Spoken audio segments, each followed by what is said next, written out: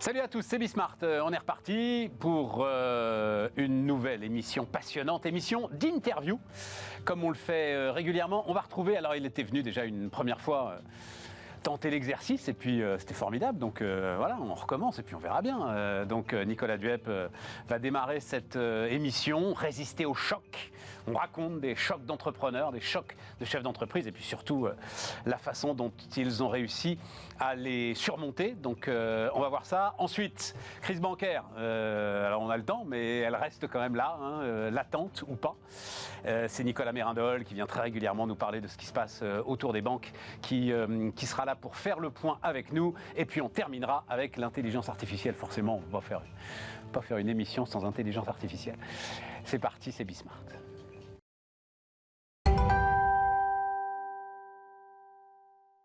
Et donc pour commencer, Nicolas Duep. Salut Nicolas. Bonjour Stéphane. Donc fondateur d'Alchimie, c'est toi, et on l'a déjà fait une fois, qui m'a proposé cet exercice, comme toi-même d'ailleurs. Tu as vécu un choc important à la tête de ton entreprise, tu t'es dit qu'il y a quand même un truc à faire là. Alors c'est non pas, attention, c'est pas l'échec. L'échec c'est un sujet qui pour le coup est en train de progresser en France. Non, c'est pas l'échec, c'est vraiment le choc. Alors choc, ça peut être un choc exogène comme on l'a vu la première fois, dans la première interview que tu nous avais proposée, incendie des entrepôts d'un important groupe d'import-export dans l'agroalimentaire, ou ça peut être un choc sur le dirigeant lui-même. Et là, je crois que c'est ça dont on va parler, Nicolas. Alors là, on va parler d'un choc de santé aujourd'hui. Voilà.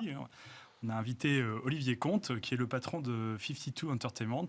Alors Olivier a eu un parcours extrêmement brillant, puisqu'il a racheté au début Funbridge, qui était une plateforme de bridge en ligne avec un fonds, et puis à coup d'acquisition, en rachetant son concurrent américain, puis la belote, et puis ensuite le domino, et Absolument. petit à petit, a créé un grand groupe de ce qu'on appelle les jeux evergreen, parce qu'on parle beaucoup des jeux de plateforme, mais là on est sur des jeux plutôt de cartes, donc 52 d'ailleurs comme le jeu de cartes, l'origine du mot.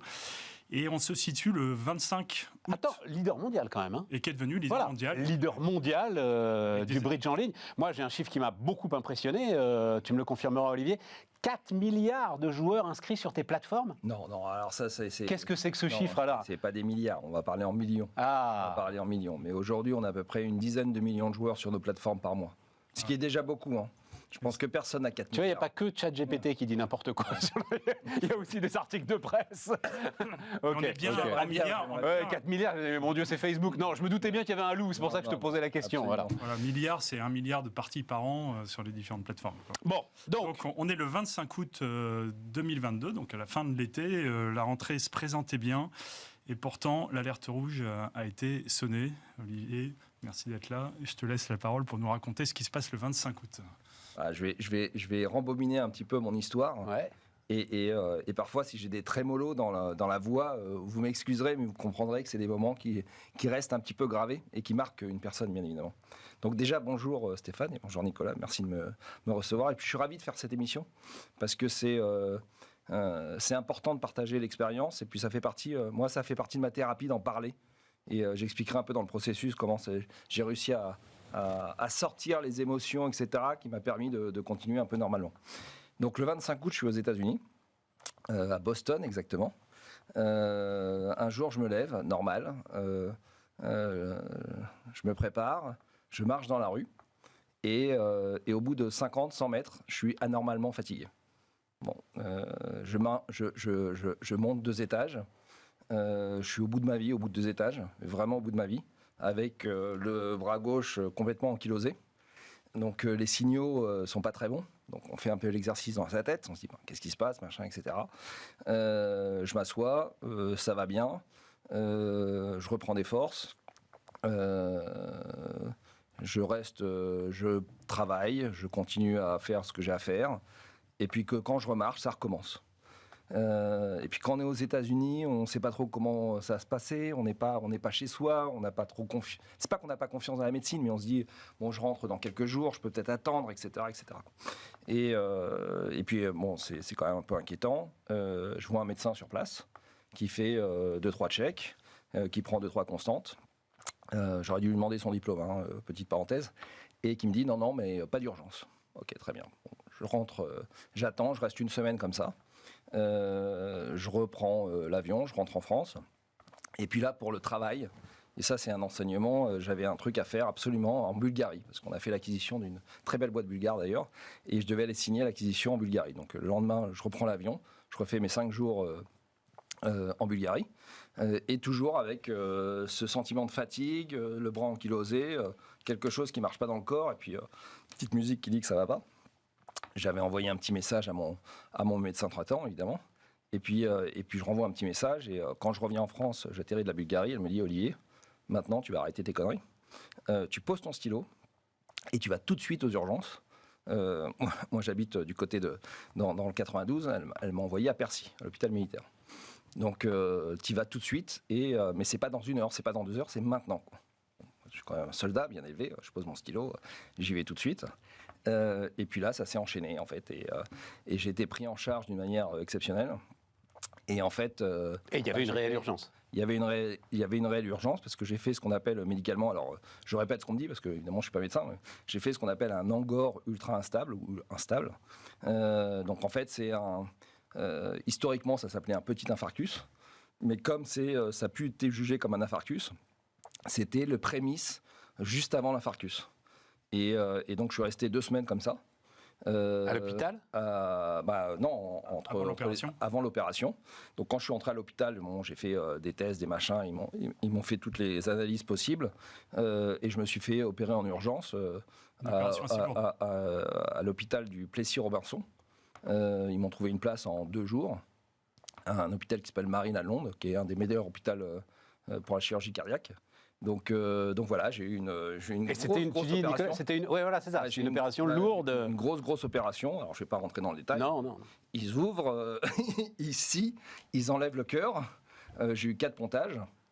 Donc très lourd.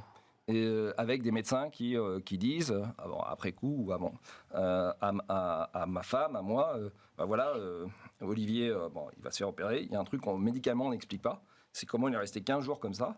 Et on n'explique pas pourquoi il est toujours en vie. Donc c'est parce que je n'ai pas déclenché d'infarctus grave. Et sachant que mes artères, etc., étaient en très mauvaise santé, ils disent, non seulement on n'explique pas pourquoi il n'a pas déclenché d'infarctus, et on est content pour lui, que les choses soient claires, mais c'était tellement en mauvais état qu'on ne pouvait pas le réanimer. Donc médicalement, vous êtes... je ne sais pas comment on peut appeler ça, miraculé. Alors, il faut basculer sur l'entreprise, quoi, quand même, parce que c'est ça notre propos, Nicolas. Exactement, parce que quand on a... Enfin, là, tu as eu le temps de préparer, mais quelques heures, quelques jours. Et donc, du coup, à ce moment-là, tu es sous LBO, en plus, donc avec beaucoup de pression des financiers. Donc, comment tu gères ton comité de direction? Comment tu gères la communication? Parce que je crois que tu as extrêmement bien communiqué avec les différentes parties. Alors, déjà il y a déjà quelque chose qui est de la chance, je ne sais pas si on peut appeler ça de la chance, mais en fait, ça tombe d'un coup et on n'a pas le recul pour essayer de réfléchir qu'est-ce qu'on va faire, comment on va prévoir, comment on va s'organiser. C'est pas comme une longue maladie où malheureusement on voit les étapes qui se sont passées. Moi, je suis entré un mercredi, ils m'ont fait toutes les analyses, il fallait m'opérer le plus vite possible parce que pour eux, j'allais partir très très vite. Et donc moi, j'ai fait un choix qui était évidemment d'être transparent. Et grâce aux réseaux sociaux, j'ai créé des boucles WhatsApp, tout simple, avec tous mes copains et tous les gens que je connaissais. Donc il y a une boucle, on se connaît personnellement avec Nicolas, j'ai mis dans une boucle, où j'ai fait des vidéos. Pour mes amis, mais aussi pour l'entreprise, où j'ai fait des vidéos en disant, les cocos, alors j'ai pas dit les cocos, que les choses soient claires, mes amis, j'ai quelque chose à vous dire, il m'arrive quelque chose, il y a quelque chose qui me tombe sur le paletot, pas de stress, maintenant je suis très bien pris en charge. Je vais avoir une opération très lourde, donc j'ai été hyper transparent avec... Et ça, tu as été transparent aussi avec ton comité de direction? Ouais, avec tout le monde. Et comment ils ont réagi du coup dans la boîte? Alors, il faut voir les différents niveaux de la boîte, mais c'est vrai que c'est le comité de direction qui m'intéresse, parce que comme tu le dis, tu es sous LBO. C'est encore d'ailleurs Jean-Bernard Lafonta, c'est ça, l'ancien patron de Wendel qui te soutient. Mais en même temps, c'est une histoire que vous menez depuis un bon moment ensemble. Depuis plus de 4 ans, 5 ans. Ce qui peut-être facilite un petit peu, la communication et la prise en charge. La boîte, évidemment, avec le fonds, on l'a créée. Donc, je la maîtrise plutôt bien. Je l'incarne énormément. J'ai des relations avec l'actionnaire qui s'appelle HLD, qui sont extrêmement bonnes. Alors, toujours avec un fond, il y a toujours un peu de pression, mais notre histoire est plutôt belle parce qu'on a construit quelque chose de solide et on a grossi. Donc, quand ça va bien, les relations, elles sont tout le temps plutôt bonnes. J'étais très bien accompagné. Moi, j'avoue que j'ai eu un environnement qui était ultra positif. Donc, que ce soit le fonds d'investissement, donc ce qu'on appelle le comité de surveillance, on est sur comité de surveillance, le comité de direction en interne, qui a pris le relais, etc., et les salariés. Donc, ça a été rapide, de toute façon, quand on annonce une nouvelle... Et les choses se sont mises en place naturellement dans le comité d'intégration ? Hyper naturellement. Les gens ont pris de la hauteur et on dit on va piloter, etc.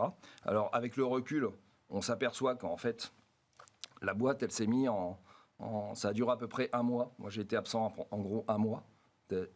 Et ça passe très vite, c'est extrêmement court. Et j'allais dire, au bout de 3 semaines, 2 semaines et demie, je répondais aux mails, etc. J'étais dedans, mais 1 mois, physiquement, j'étais plus là.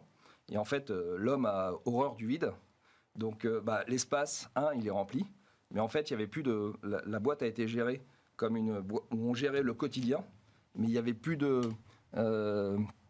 mise en place de nouveaux projets, de nouveaux lancements, de nouvelles idées. Mais c'est intéressant, peut-être aussi parce que personne ne se sentait légitime pour le faire. Les gens se sentaient peut-être pas légitimes, quoique, j'essaye qu'ils soient légitimes. 2, quand on incarne et quand on crée quelque chose, on se dit, on attend quand même qu'Olivier revienne pour qu'il nous donne son avis, etc. On sait que l'opération s'est bien passée, donc on sait que ça va prendre entre 3 semaines, 4 semaines, 5 semaines. Le temps passe doucement pour l'être humain, mais ça passe... Puis la place n'était pas complètement vide virtuellement, puisque tu communiquais beaucoup. Donc, et je communiquais beaucoup parce que pendant ma convalescence, je faisais mes petits messages vidéo sur WhatsApp, où je me mettais un peu à nu et j'avais pas toute peur de partager les moments où ça allait plutôt bien, les moments où ça allait un petit peu moins bien, ma progression, parce que quand on se fait une opération de ce type-là, vous me voyez un peu bronzé, bonne mine aujourd'hui, mais quand je suis sorti de l'opération, j'étais pas très beau à voir, c'est un vrai choc. Il y avait encore un risque quand tu es sorti de l'opération ? Non. Non, et en fait, c'était marrant parce qu'une fois que j'étais pris en charge, alors là, petite parenthèse, parce qu'on va focaliser sur le monde de l'entreprise, mais c'était marrant parce que quand je me suis réveillé en salle de réanimation, on est quand même shooté avec tout les médocs, l'anesthésie, la morphine, parce que c'est extrêmement douloureux. Et je me souviens que j'ai ouvert les yeux. C'était comme un puzzle, en fait. La matrice, elle s'est reconstituée d'un coup. J'ouvre les yeux, je suis en salle de réa, ça s'est bien passé, je suis vivant. Tout s'est reconnecté d'un coup. Et puis, tu as quand même une chance, c'est-à-dire qu'en fait, le modèle économique, c'est un modèle B2C, avec beaucoup d'abonnements. Donc, il y a une résilience, pour le coup. Et contrairement à d'autres business qui sont B2B, qui peuvent s'écrouler, là... Non, mais on a ce que tu dis, Nicolas, est très vrai, parce qu'on a construit quelque chose d'extrêmement solide, extrêmement résilient. Donc, on a passé la période de Covid, qui était pour nous... alors c'est curieux à dire, mais c'était un booster incroyable de l'entreprise. C'est une évidence. Mais on a gagné 3 ans de techno, de structure. Le leader mondial du jeu de bridge, c'est évident. On a explosé, on en a profité pour pas seulement faire du bridge, mais plein d'autres jeux. Aujourd'hui, on a une 40aine de plateformes. On a des leaders sur plein de jeux. J'espère que vous jouez à nos jeux d'ailleurs. Non, mais alors par contre, j'ai invité très régulièrement le fondateur de Virtual Regatta que tu as racheté. Absolument, quelqu'un de très bien. Voilà, et on a raconté beaucoup cette histoire de Virtual Regatta qui est extraordinaire et qui donne le potentiel de passion qu'il peut y avoir autour du jeu en ligne. Et en fait, ce qu'on voulait, c'était avoir des communautés de passionnés. Voilà. Alors moi, il y a un sujet qui m'intéresse, c'est que quand on est sous LBO, on a des financiers, on a surtout des gros emprunts, donc des assurances. Moi, aujourd'hui, j'ai plus le droit d'emprunter. Les banquiers m'interdisent pour les problèmes de santé. Donc, on a des problèmes de santé qui finalement ne sont pas très éloignés. Ça se passe comment, du coup, avec les assurances aujourd'hui ? Et puis, pour les LBO suivants, tu les vois comment, les choses ? Alors en fait, dans mon malheur, moi j'ai eu beaucoup de chance, parce que ce que j'ai fait, c'est que j'ai pas fait d'infarctus. J'ai fait l'étape d'avant. C'est pas reconnu comme un infarctus. Non, c'est pas reconnu comme un infarctus. Quelle chance. Ouais, mais et en fait, comme j'ai pas fait d'infarctus, qui a pas déclenché un AVC, qui a pas déclenché d'autres problématiques, j'ai 0 séquelles. Donc ce qui m'a, alors j'ai mis un petit peu à récupérer. Il faut à peu près 1 an pour récupérer. Voilà, ça fait 6 mois. J'ai récupéré les 90%, on va dire. Il y a des fois, je me couche pas trop tard parce qu'il y a quelques soirées où je dois partir un petit peu tôt. Alors ma femme dirait tu pars toujours le premier, donc ça change pas grand-chose, mais c'est pas tout à fait vrai. Mais pour les questions d'assurance, etc., c'était un non-sujet. Parce qu'une fois que je suis revenu, ça a été business as usual. J'ai fait le choix aussi d'extérioriser mon problème très vite avec partager, être super honnête. Ça a été ma thérapie. Et j'ai fait le choix aussi de dire, je le mets mon problème dans une boîte, dans mon cerveau. La boîte, je la ferme et puis je passe à autre chose. Et est-ce qu'il y a un avant et un après, mais donc du coup maintenant quand on se tourne un peu vers l'après, tu n'avais rien prévu pour le comité de direction, mais est-ce que maintenant tu te dis il faut que je prévoie un successeur, etc. Est-ce que tu changes des choses dans ton management vis-à-vis de ton actionnaire et de tes directeurs? Sûrement pas, je ne vais pas donner les idées de me changer. Non, c'est pas vrai. Oui, mais pas pour ça. J'explique. La boîte, elle était... on a commencé, la boîte faisait 3-4 millions d'euros de chiffre d'affaires, donc toute petite boîte il y a 4 ans. On va faire, on va faire pas loin de 100 cette année. J'espère qu'on fera beaucoup plus bientôt. Donc, on ne gère pas une boîte qui est petite taille, avec une boîte qui a une taille, pas encore une multinationale, mais qui commence à grossir d'une manière importante. Donc, de toute façon, la structure de l'entreprise, elle a évolué en 5 ans d'une manière spectaculaire. Les 6 derniers mois, on a embauché aussi des gens à ce qu'on appelle au C-level, un petit peu de direction pour muscler notre comité de direction, justement. Donc ça s'est fait naturellement. Et en fait, j'avais plutôt anticipé. Et ça tombait bien, parce que pour finir, c'était prêt à recevoir un petit coup d'arrêt, comme ça. La boîte est moins dépendante de toi, de toute façon. La boîte, moi, je me suis toujours débrouillé pour que la boîte, elle soit pas dépendante. J'ai aucun problème à recruter des gens qui sont bien plus intelligents que moi et bien plus forts que moi. Alors là-dessus, j'ai plein de défauts, mais celle-là, moi, j'ai une qualité, c'est de recruter et m'entourer de gens qui sont... j'ai pas du tout peur, au contraire.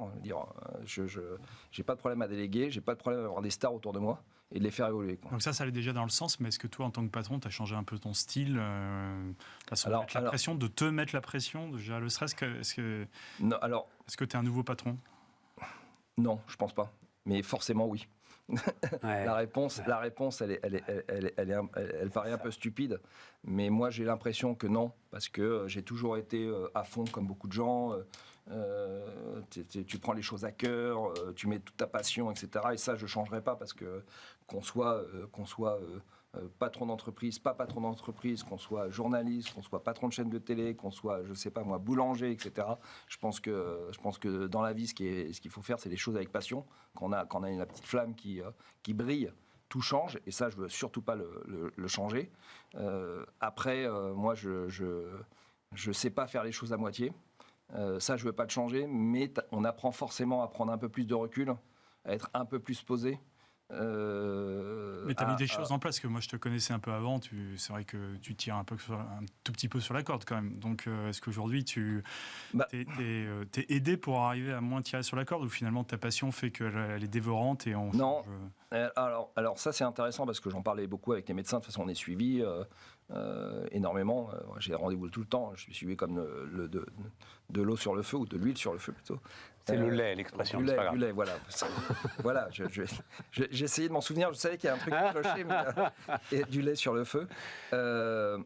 Et en fait, la réponse, elle est assez simple. C'est qu'on n'a pas besoin de faire attention. Ton corps fait attention pour toi. Moi, j'étais... attends, tu viens de nous raconter... Ça fait 18 minutes que tu racontes la contraire, là. Non, mais après l'opération, dans le sens que j'ai commencé à écouter mon corps. Tu deviens attentif aux signaux faibles. On peut appeler ça comme ça. Voilà. Quand je suis fatigué, ce que j'écoutais pas avant, je l'écoute. Et en fait, quand mon corps... J'ai découvert pour la première fois ce que voulait dire le mot fatigué. Parce qu'avant, des fois, on rentre le soir, on dit je suis crevé, le machin, etc. Là, quand le cœur marche plus, le machin, après l'opération, avant, c'est clair, mais après aussi, je vous donne une anecdote. Je me souviendrai toujours à l'hôpital. Je regarde la télé, ils me mettent la télé, ils mettaient C8. Contre C8, c'était Barnaby l'après-midi. J'avais même pas la force de changer, de zapper, parce qu'on n'a pas la force. Parce que ça veut dire, c'est quand tu peux même. Je ne sais pas ce que c'est que Barnaby, mais visiblement, ça doit être pesant. C'est le Ça doit être pesant pour que c'est le concurrent d'inspecteur d'Eric. Ce que je veux dire, c'est qu'on peut dire, tu vas passer un peu, tu vas regarder des séries Netflix, des machins. Non, tu peux pas te concentrer. On arrive un peu sur la fin, mais tu parlais au début un peu de thérapie, de l'aspect psychologique, parce que c'est vrai que même moi, dans mon histoire, on regarde le côté physique des choses, mais qu'en fait, la tête met beaucoup plus de temps à récupérer que le corps. Tu vis un peu la même chose, tu sens que psychologiquement, il y a de la fragilité et il faut le gérer différemment. Moi, j'ai fait le choix. Alors, quand on est suivi, quand on fait de la convalescence, à peu près 95%, 98% des gens se font suivre par des psys après. Moi, j'ai fait un choix de ne pas le faire, même s'il y a des gens qui m'ont conseillé de le faire, etc. Après, c'est des choix personnels. Moi, je ne l'ai pas fait parce que j'estime que j'en ai pas besoin, parce que j'estime que j'ai pas envie d'ouvrir des portes que j'ai pas envie d'ouvrir. Après, c'est des choix personnels. J'ai pas l'impression que ça a changé beaucoup de choses, ou je veux pas me faire croire que ça a changé des choses. En revanche, quand je dis ça, je vous dis aussi qu'il n'y a pas un jour de la semaine, il n'y a pas un jour où je ne pense pas à l'opération, je ne pense pas à ce qui m'est arrivé, et je ne me pose pas 5 minutes avec moi-même en disant quand même, t'es pas passé loin, regarde, il fait beau aujourd'hui, il faut en profiter, 5 minutes avec les gamins. Donc c'est que des paradoxes. T'écoutes un peu plus ta femme qui te dit tu vas trop vite ? Sûrement pas. D'abord, juste un mot. Ton bras ankylosé, c'est un symptôme, il se voit, c'est facile. Ouais. Ce qui se passe à l'intérieur, il y a des symptômes profonds, mais qui ne se voient pas, c'est plus difficile. Il faut s'en occuper de la même façon. Mais je referme la parenthèse. Non, moi, ce qui m'intéresse beaucoup, c'est, en guise de conclusion, il y a deux choses. D'abord, un patron a toujours mieux à faire qu'aller voir le médecin. Or, des fois, il faut y aller. C'est-à-dire, tu n'aurais pas dû aller en Bulgarie, quoi. 500%. Voilà. Même avant, j'aurais pas dû. Voilà. Et il n'y a même pas à discuter. Ça, c'est un truc, il faut le faire. Il faut écouter, il faut agir tout de suite. Il n'y a pas de débat là-dessus. Et le deuxième truc, c'est quand même une phrase que tu prononces. Je ne sais pas si tu t'es rendu compte que tu l'as prononcée, mais l'entreprise était prête pour ça. À la fin, tu te dis, finalement, c'est pas mal pour l'entreprise qu'il me soit arrivé ça. Tu voudrais dire que c'est pas un hasard ? Non. Ça veut dire que tu as l'impression, en fait, que tu as renforcé l'entreprise à travers ce qui t'est arrivé. Alors, je sais pas si elle était prête pour ça, le machin. Si je l'ai dit, je l'ai dit. Tu l'as dit. En tout cas, je pense qu'on est plus fort après. Aujourd'hui, je suis persuadé qu'on est plus fort. Parce que d'un côté, je me sens plus fort. Je m'interdis de me sentir plus fort. Parce que si on dit, voilà, t'es passé à travers ça, t'es un miraculé, tu résistes, machin, c'est pas l'objectif. On n'est pas dans un concours de celui qui va survivre. L'idée même de penser ça est stupide. En revanche, tu vois les choses avec plus de recul, ça c'est sûr, mais un recul complètement différent. Tant que tu l'as pas vécu, tu peux pas savoir. Et je sais. Et en tout cas, moi, je me sens beaucoup plus fort. Je me sens beaucoup plus fort aujourd'hui, ça c'est sûr. Olivier, un grand merci d'avoir accepté cette invitation et d'être venu témoigner de cet accident. Et puis, bonne convalescence pour la suite, parce qu'il en reste toujours un peu. Puis quand on y pense tous les jours, c'est que c'est encore bien présent, quoi. Bon, absolument. Et puis, en attendant que les 4 millions deviennent 4 milliards. Voilà. Ouais, on doit être à peu près à 10 millions aujourd'hui, donc on va y aller step by step. Merci Olivier, merci Nicolas. Et nous, on continue Bismart.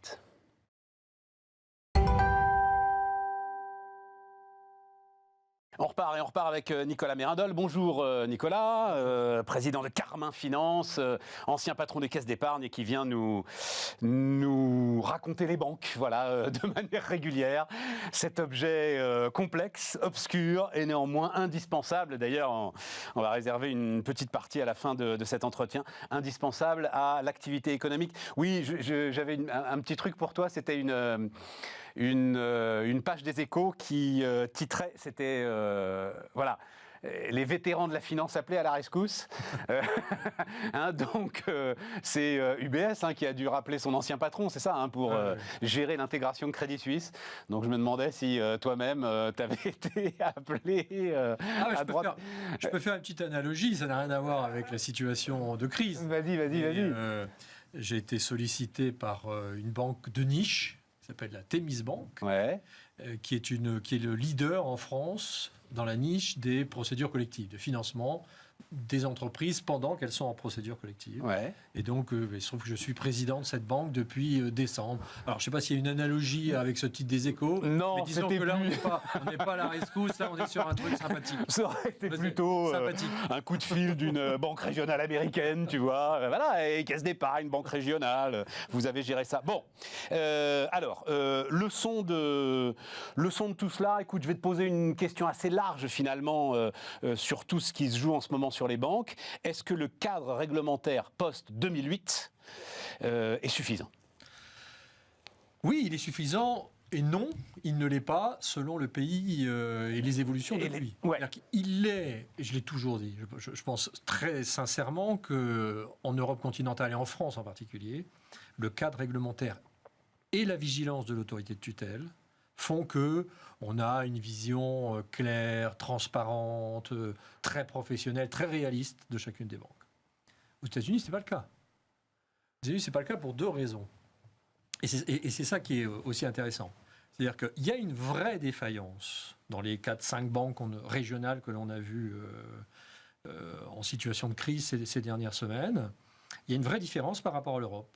La première, c'est que la réglementation, elle a été allégée sous la présidence de Trump pendant, au titre pour ces banques régionales, en disant elles ne sont pas si grosses, il faut... Pour leur donner du dynamisme et faire baisser les coûts. Oui, c'est intéressant quand même. Dynamisme et baisser les coûts. Et faire baisser les coûts. Oui, mais sauf qu'on est dans un métier de risque total, et qu'il faut le suivre comme le lait sur le feu, dès qu'on dessert l'étreinte pour un même niveau de risque.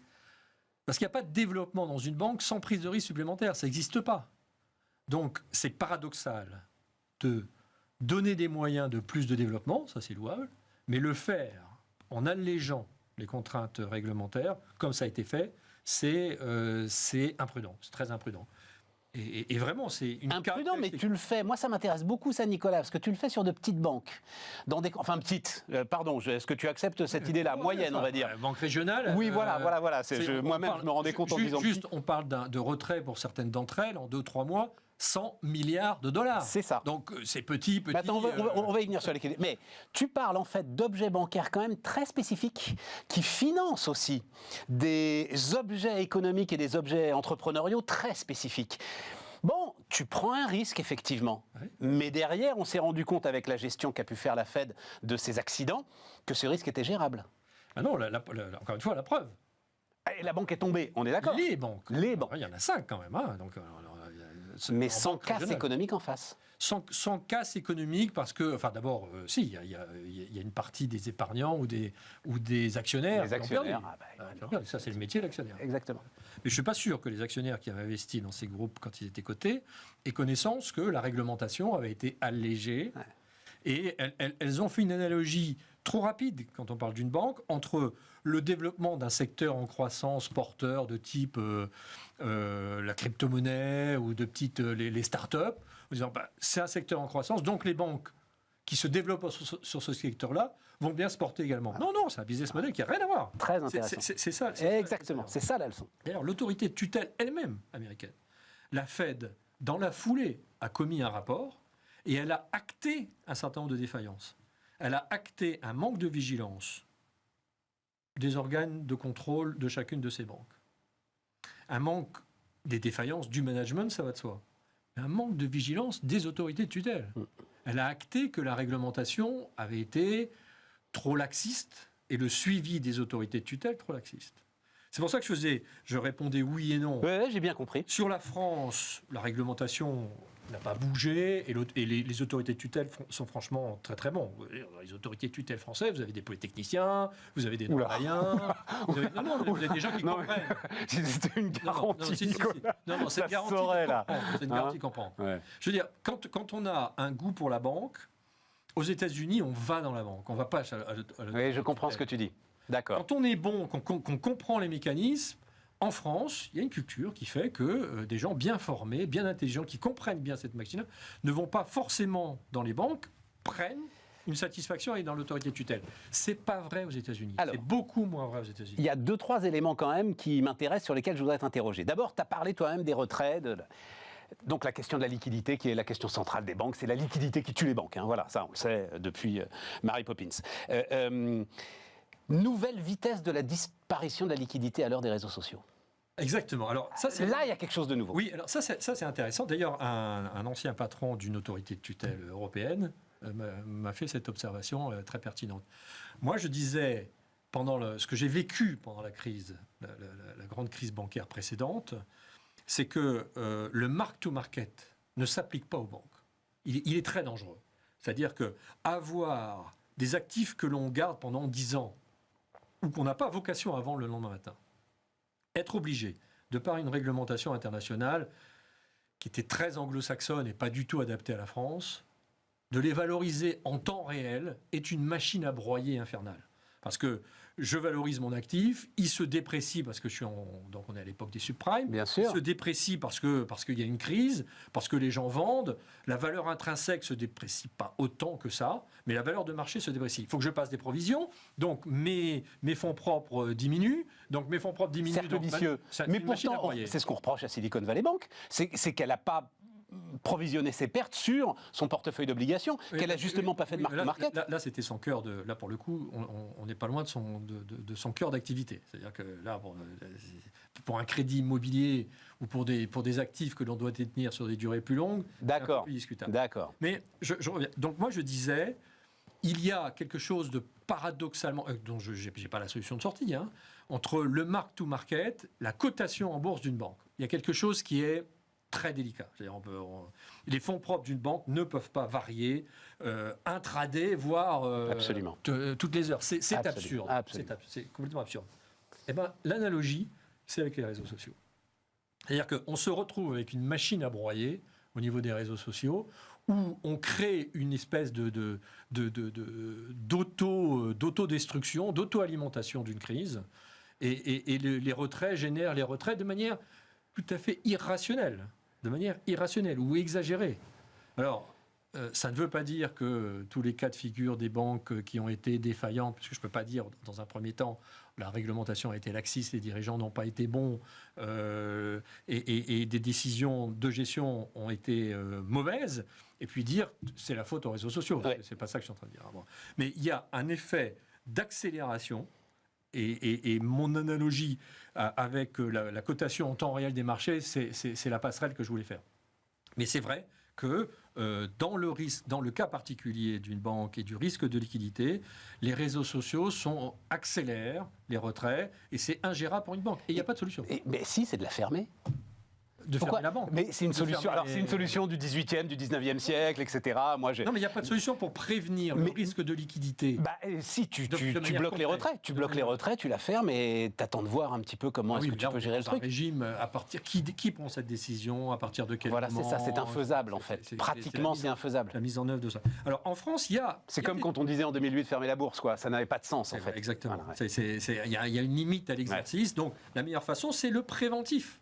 C'est d'être sûr que les dirigeants sont bons, que les organes de contrôle fonctionnent, que l'autorité de tutelle fonctionne, que les fonds propres sont suffisants et qu'on a calculé ce risque. Oui, mais quand tu as un gars qui, en l'occurrence, Peter Thiel, donc on parle Silicon Valley Bank, c'est passionnant. Peter Thiel, le gourou de la Silicon Valley, enfin le gourou républicain de la Silicon Valley, il fait un message sur WhatsApp et 2 heures après, tu as effectivement 40 milliards de dollars de demandes de retrait.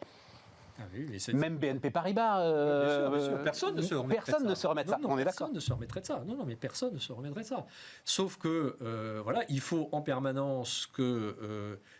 comme on est sur un marché extrêmement volatile, je pense que l'erreur qui a été faite, c'est de traiter cette banque-là au même titre qu'une banque commerciale qui, à l'actif, a des crédits immobiliers à 15 ans. Parce que la solidité... Oui, mais si, tiens, prenons, alors pardon... Les gens se sont dit, les actifs de cette banque sont effectivement trop volatiles, je vais faire des retraits. Reprends, pardon pour Société Générale, reprends Kerviel. Kerviel à l'heure des réseaux sociaux, Kerviel en 2022-2023. Est-ce qu'il y a des garde-fous pour permettre à ce moment-là à la Générale de résister face à ce qui aurait été une folie d'ailleurs Kerviel, c'est pas un risque de liquidité. Non, mais ce que ça aurait créé, tu comprends, l'annonce du truc, et tout à coup, avec les réseaux sociaux, sans doute, on a une folie comparable à celle qui a saisi la Silicon Valley Bank. Tu vois, c'est ça que je disais. Et j'ai pas l'impression qu'on réfléchisse à ça et qu'on tire les leçons de... Si, d'accord. Si. Parce que, encore une fois... ces banques régionales ont une taille, une nature, une culture, une création qui n'ont pas du tout la même solidité que les grandes banques françaises. On n'a pas d'exemple de grandes banques françaises qui est disparue du paysage. Certes. Pour lesquelles on a eu des exemples de petites banques. Ouais. D'ailleurs, on a mis en place, il y a une réglementation européenne et une réglementation déclinée en France pour le Fonds de garantie des dépôts.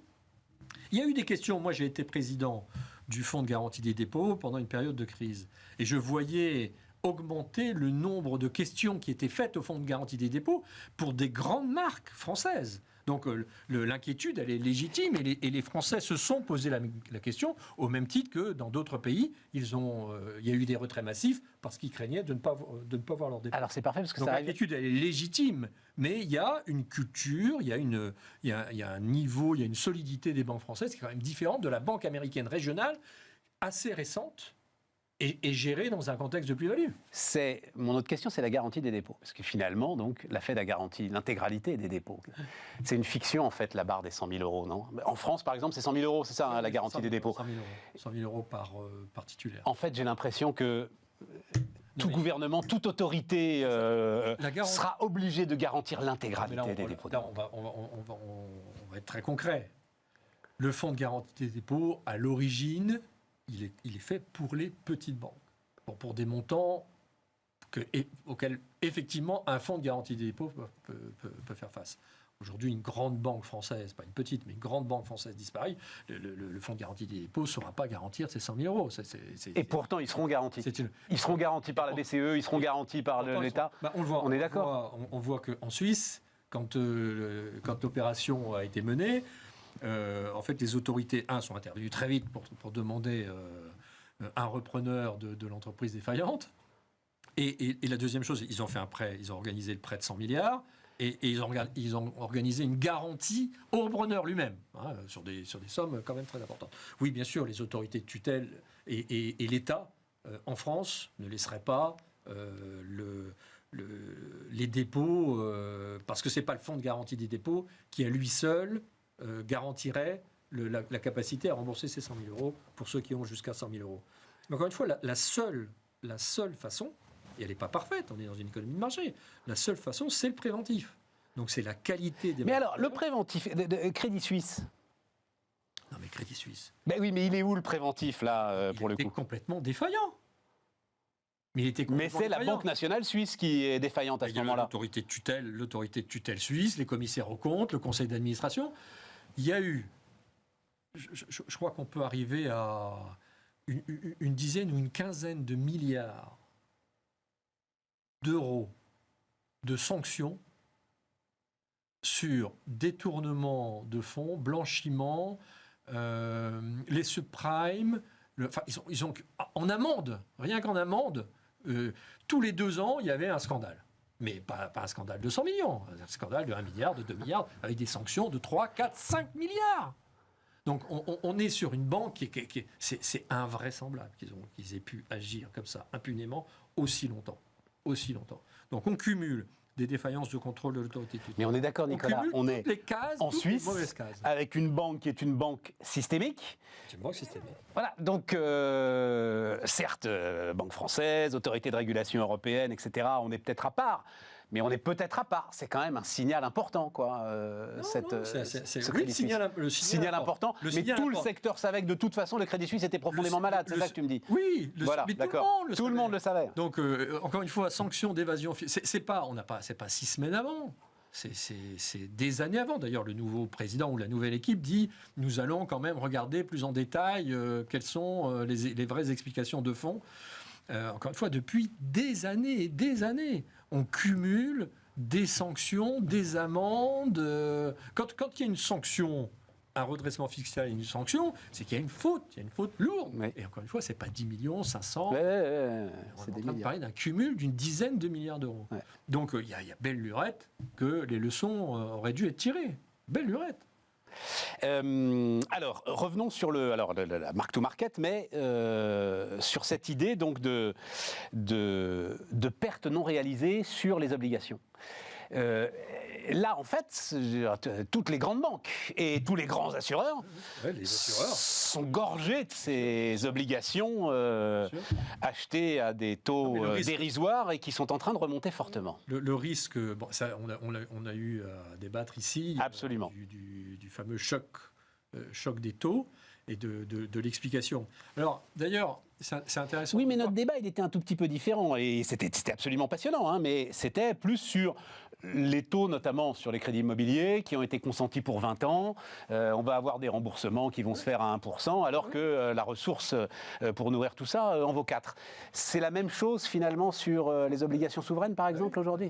Ouais. C'est le même raisonnement. À la place de vous remplacer un crédit immobilier par une obligation long terme. Donc, c'est exactement la même chose. C'est pour ça que le sujet, une fois que l'on a dit « attention, les banques dont on parle », se sont elles-mêmes mises dans des situations très particulières, elles ont été mal contrôlées, mal suivies, le sujet du risque de liquidité est un sujet réel et sérieux.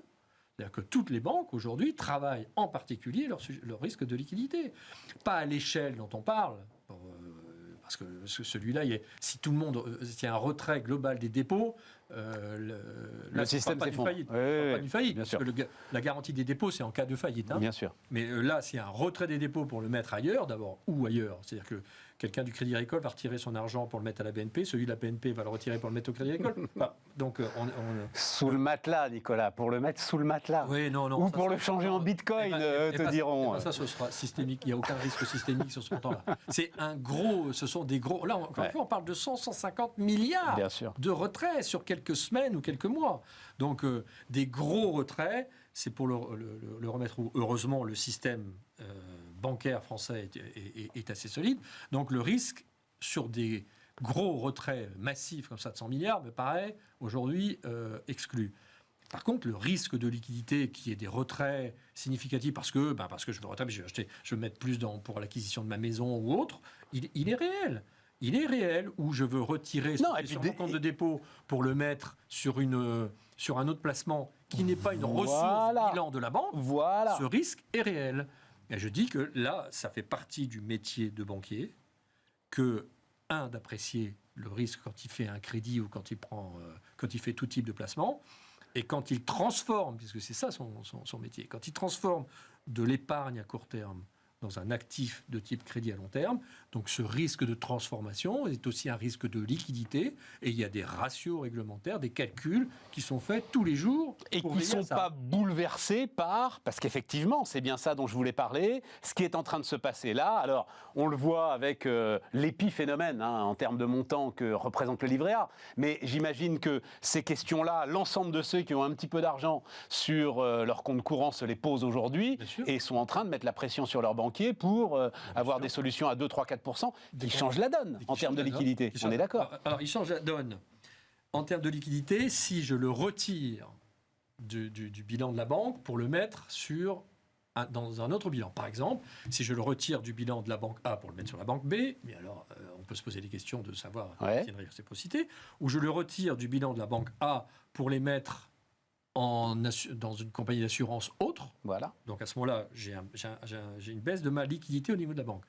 Mais je peux avoir aussi un autre risque, qui est un risque de taux, c'est-à-dire que je le retire de mon compte de dépôt pour avoir un compte à terme rémunéré à 1, 2, 3%. Ouais. Donc là, je n'ai pas un risque de liquidité en tant que tel, j'ai un risque de coût de ma ressource qui m'a servi à faire un crédit qui était à 1,5%. J'étais très content parce que c'était une ressource à 0 et à 1,5%, j'étais content. Absolument. Et je passe à une ressource à 3%, mais j'ai toujours mon crédit à 1%.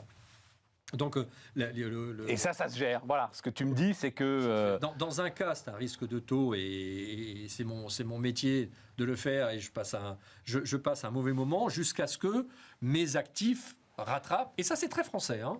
C'est surtout vrai en France parce que les crédits immobiliers en France sont à taux fixe, alors que dans beaucoup de pays, dans les pays anglo-saxons, ils sont à taux variable.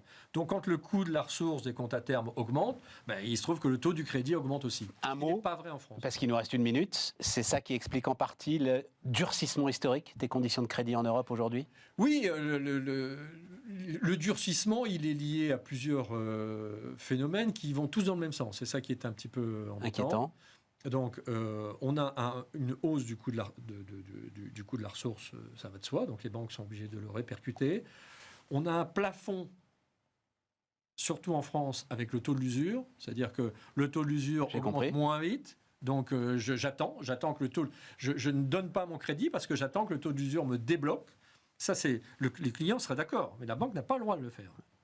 On a aussi un phénomène de prise de risque parce que nous avons financé à taux bas sur des durées extrêmement longues. Absolument. Il y a 20 ans, 25 Absolument. ans, quand les taux étaient très très bas. Donc là, on est obligé de revenir sur des durées plus courtes, donc 17 ans. Donc entre 17 ans et 25 ans, ça veut dire que mes échéances mensuelles, toutes choses étant égales par ailleurs, augmentent. Et je prélève cette échéance mensuelle supplémentaire sur mon revenu disponible et ça ne passe plus. Donc tous les phénomènes vont dans le même sens. Il faut un petit temps d'adaptation pour que la machine, passant de taux zéro, voire de taux négatif, à une courbe des taux normales, se remette en place. Merci Nicolas. Avec plaisir. Nicolas Mérindol qui nous accompagnait. On continue Bismart.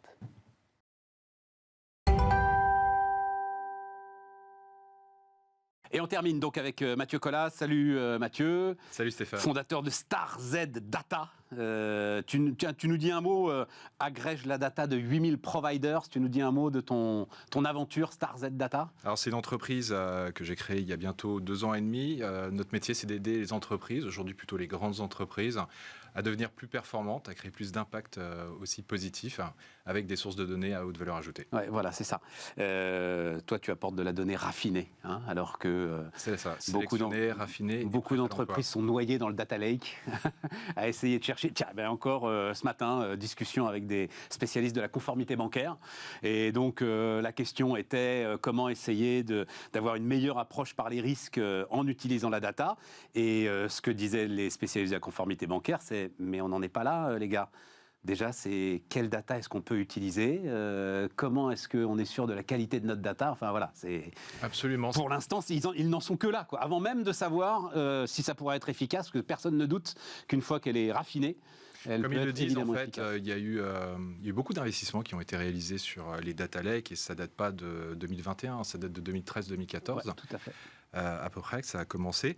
Et un de nos enjeux maintenant, c'est de transformer la data en produit. Un produit, c'est un client, c'est un contexte d'utilisation, c'est aussi un prix, ça peut être un prix interne pour des données internes. Nous, c'est ce qu'on fait aujourd'hui avec des données externes. Et donc, on est dans cette démarche de transformer Voilà, toi, ton sujet, c'est données en un produit. Ouais, mais ton sujet, c'est des données externes, hein, Absolument. qui sont très très importantes aujourd'hui pour énormément d'entreprise aussi. Voilà. Absolument, avec une donne qui a beaucoup changé depuis la création de l'entreprise. Alors déjà, il y a eu le Covid, donc l'entreprise a été créée pendant le Covid.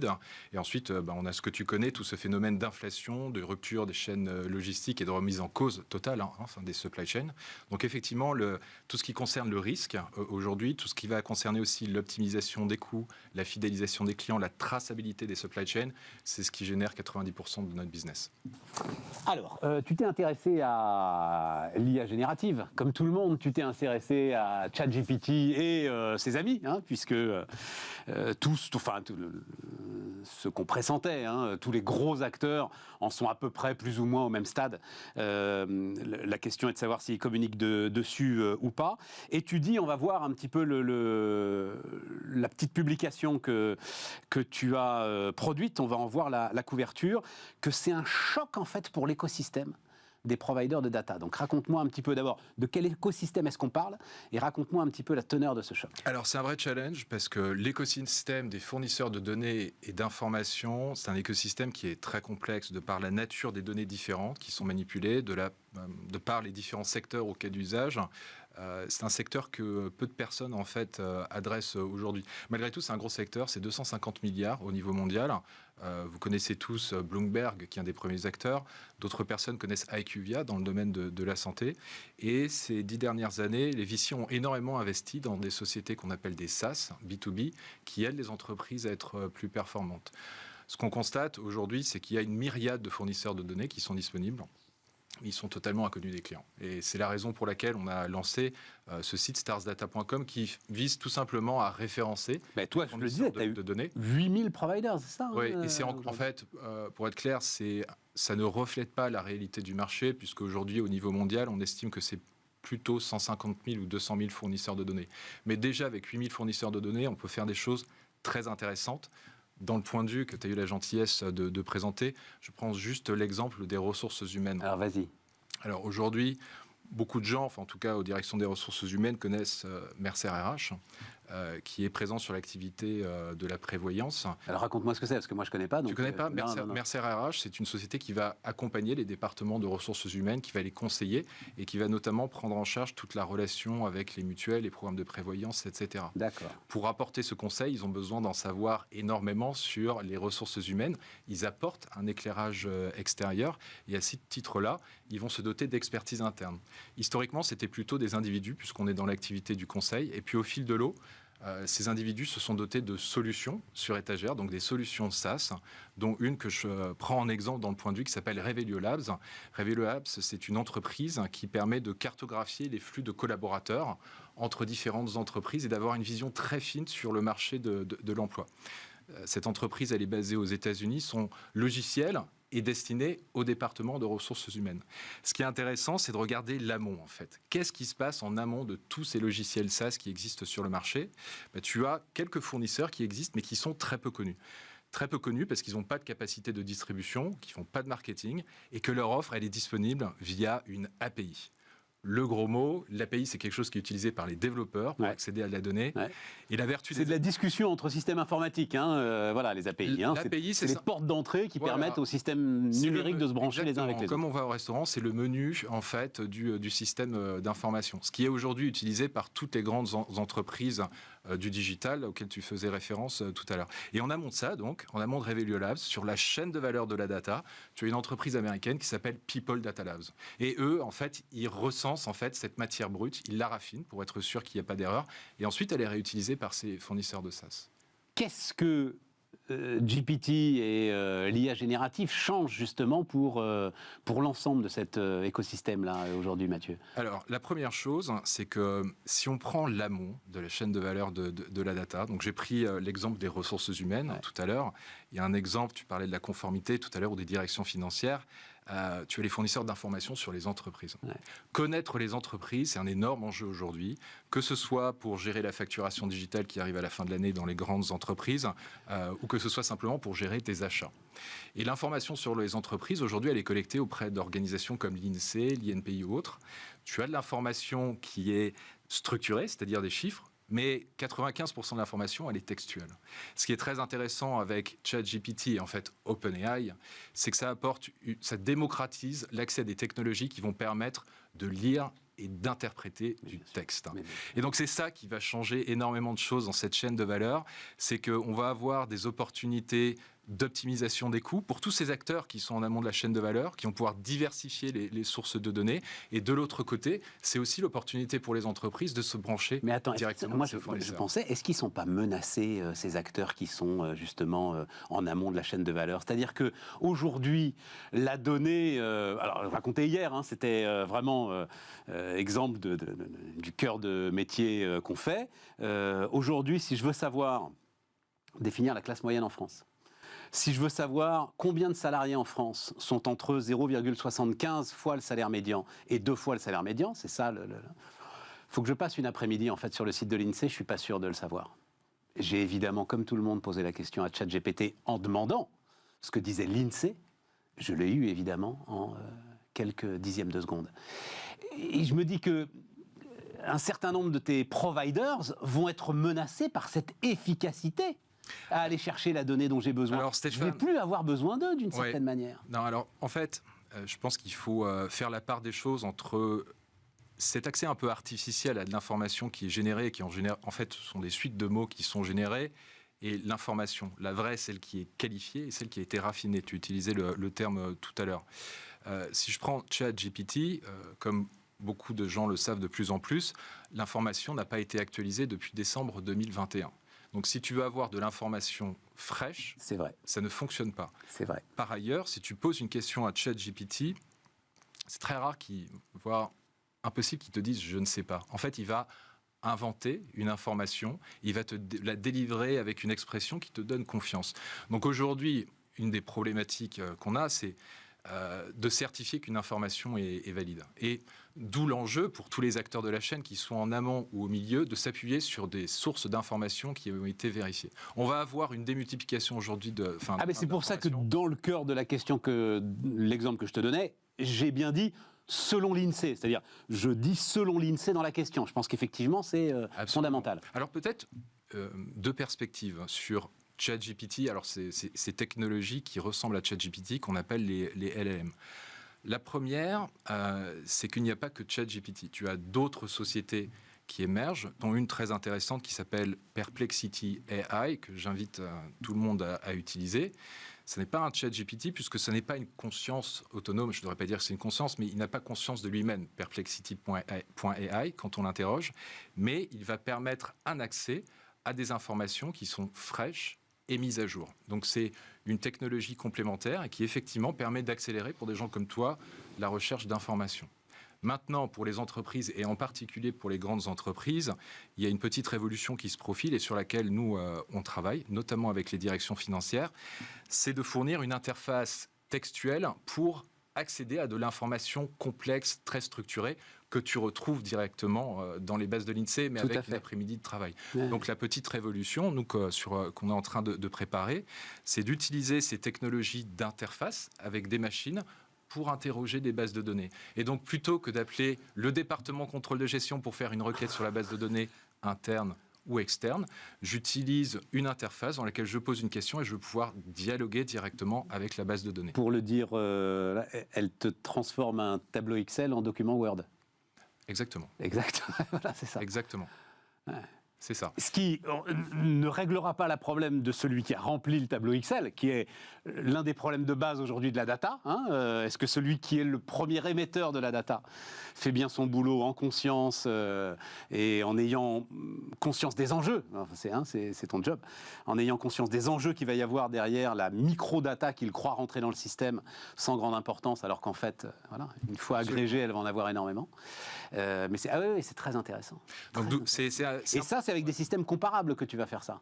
Quand on tue par système comparable à l'IA générative dont on parle avec passion depuis maintenant 6 mois. L'IA générative est juste une brique. Enfin, nous-mêmes, on réutilise des briques, même pour produire du contenu textuel, puisque, comme tu le sais, on traite une matière sur laquelle il faut faire énormément d'acculturation. Donc aujourd'hui, on s'aide de l'outil d'IA générative pour pouvoir générer ces contenus et faire en sorte que l'information soit comprise facilement par nos clients et nos utilisateurs. Merci Mathieu pour tout ça. Mathieu Collat, donc, qui nous accompagnait, fondateur de Star Z Data. Merci à vous de nous avoir suivis. Et puis on se retrouve demain pour à nouveau débattre de l'actualité économique.